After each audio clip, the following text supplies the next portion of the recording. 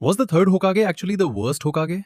Or the one who protected Naruto the most? After the death of the fourth Hokage, Hiruzen Sarutobi stepped back into the role of Hokage.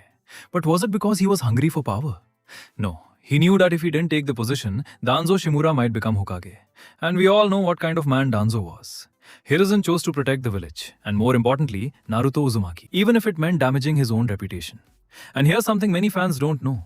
On the very same day Naruto was born, Hiruzen lost his wife Biwako Sarutobi, who was killed during the attack led by Obito Uchiha. Despite that personal loss, he still chose to focus on protecting the village and Naruto. Another big debate is why Naruto was never told about his parents.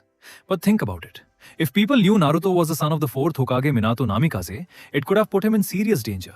And considering how much the villagers already hated Naruto in the beginning, revealing that truth might have made things even worse.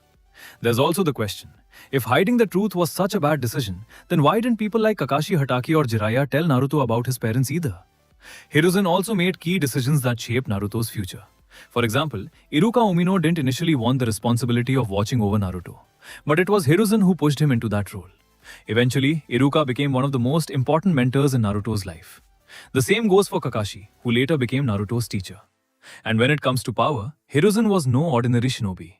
He was known as the Professor because he mastered all 5 chakra natures. During the invasion of Konoha, he even fought against Orochimaru and the reanimated Hashirama Senju and Tobirama Senju at the same time. So maybe Hiruzen wasn't a perfect Hokage, but he definitely wasn't weak either.